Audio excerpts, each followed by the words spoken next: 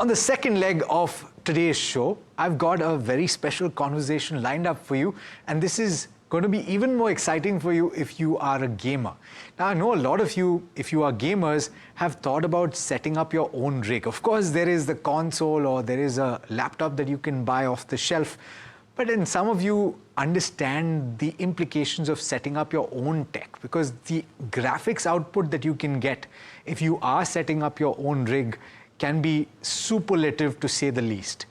We're going to talk about how much you can set aside and what are the various components that you can add to your own rig. And joining me to talk about that is Shivam Arora, who is a tech reviewer and YouTuber. Shivam, thanks so much for taking the time.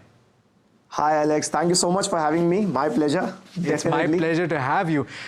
You know, the reason I decided to have this conversation, I must point out, my producer is a huge gamer and a follower of this tech, and he's talked about this new NVIDIA graphics chip, which was recently announced, the RTX 5070, and the company has claimed that it's as good as the existing flagship, but the price is going to be half. That sounds too good to be true. And what are the values that we're talking about? Is it available in India? Yeah, they are going to be available post-January or probably mid-February. Okay. And yeah, to be very honest, I am very skeptical about the products, the gadgets, to be very specific. Like, I'm very crucial about my testing. They have showcased RTX 5070, the upcoming GPU, which will be priced around 60,000 rupees compared to RTX 4090, which is actually around 2 lakh rupees right now. And they are saying you'll get the same performance.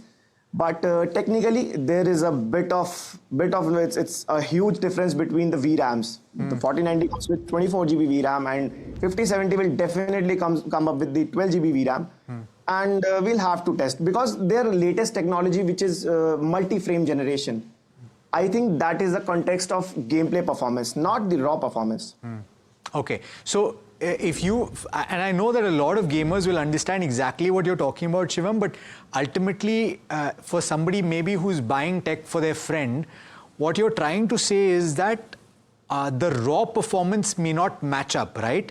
The output Probably may come close, but you'll have to test that out. Is that what you're saying? Yes. Okay, so if you are setting up your own system right now, what is the kind of budget that you should ideally keep, and how does it stack up with something that you can buy off the shelf? Like, for example, a gaming laptop. So this is a very subjective question with a very subjective answer. Firstly, the user should know what he or she has to do on their system. Like, they only want to game, they should go for the productivity tasks as well, as if now social media is also booming and everybody is into content creation. So everything comes up with, and I'll say gaming laptop or a gaming PC is a very basic term for it. We should call it like high performance PCs, or we can call high performance gaming laptops. That is a well-deserved term for these type of gadgets. And talking about the budget, so we can initially start with like 50,000-60,000 rupees, so that we can do 1080p type of gaming, we can do editing stuff, we can all stream on it. But if we definitely get the budget up, then you can do other tasks as well. So you can do game development, After Effects. There are so many things to do on a system. And how far can you go? I'm talking about the cost. Sky is the limit. I think like the most expensive PC that we have built on our channel is around like 4 to 5 lakh rupees, which was way back, like 6 months back. Now we are also planning for the upcoming generation as well. Wow, so you can spend a lot of money on tech. Shivam, then tell me this, if you are purely looking for a gaming experience, one would assume that you would have to have very nice output, you would have to have a monitor or a television that you have an output in. How much would all of that set you back? How much would you have to spend to get a good experience? May not be something where you're developing games, but you want a great experience. For a great experience, 1 lakh rupees is probably would be fine for a proper desk setup with including all the keyboard, mouse, and a good monitor according to the specs of the PC you are building. Okay. So then if we're assuming that 1 lakh number then, Shivam, do you have any ideas in terms of how you can narrow it down? What are the key components in this? And can you name some of the tech that you would say can go into this 1 lakh budget? So if a newbie is going into a PC build or a gaming laptop stuff, they should go for the current generation. Like right now, it's Intel's 14th generation and AMD's 9000 series CPUs.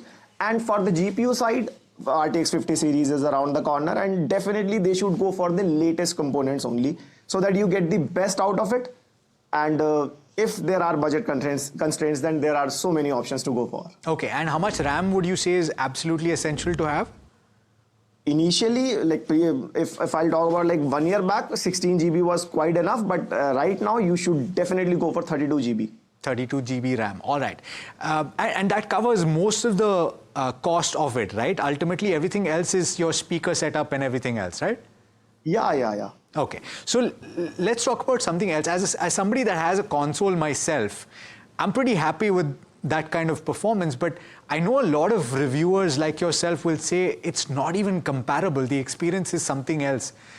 If you're a serious gamer, do you think that somebody should experience this and maybe consider going beyond the console? But I think this is also a very subjective thing according to a user. So as the gaming console term says, if you want only gaming, definitely go for a gaming console, because at a 50,000 rupees cost, you are getting a PS5 and an Xbox Series X. You will definitely not get that type of performance on a gaming PC or a gaming laptop. But yeah, you can do other stuff as well on a system and a laptop, but you can't do all those stuff on a gaming console. Okay. So this is very subjective. So the type of performance you will be getting on 50,000 console is a way bit higher compared to any other system at that same price point. But yes, definitely you can't carry it around. If we compare it with a laptop, you definitely need a good 4K TV to experience its full peak. There are so many things to cover. Okay. And the other aspect, of course, is availability of games, right, Shivam? Because there are few games that are launched specifically for these consoles and they become available on computer much later, right? Yeah, that is done by the developers just to get rid of piracy. As if we can take an example of GTA 6. It is exclusively coming on PlayStation 5 and Xbox Series X for like 1 year or so. And after that, we'll be getting that on PC system. So yeah, gaming consoles are a bit ahead in terms of gaming titles. Specifically, Sony PlayStation exclusive titles are like very, very good. Like I personally play all of them. I'll take your word for it. I do too, so we can compare notes later. But the last part is, Shivam, in terms of the longevity of the tech, right, and the hardware that you're buying. If you're talking about a PS5 or a Pro, and we'll talk about the difference between the two maybe on another date, but we're talking about it lasting a few years, whereas does the PC tech also last a few years? What is the ideal age that you can go for? In terms of gaming console, we get an average age of like 10 to 12 years. Like you can take an example of PlayStation 4. It is still relevant in 2025 as well. If you are a newbie gamer, you don't know any much about the latest titles or so. But in the PC market, there are so many things. Like new games are coming with the latest, as we are talking about frame generation technology. If you want good frames, you want good graphics, you need a good GPU, you want to upgrade that. On gaming console, the developers are building the game specifically for them. There is no tweaking, nothing. You just plug your gaming console and start playing. So that in gaming console segment, you have a peace of mind. But in PC, you are just tweaking your settings and you're saying, oh my God, I'm not getting that type of graphics. So okay, so good point. All right. So if you're, I think we've covered quite a few bases, Shivam, and I'm excited to talk tech with you in the coming months as well. Thanks so much for joining us today. Thank you so much and most welcome. All right, that brings us to the end of this edition of Your Money Matters. Hopefully, we've given you some perspective on how to save your taxes and also some perspective on how to plan your tech if you are a gamer. Do stay tuned, lots more coming up on NDTV Profit.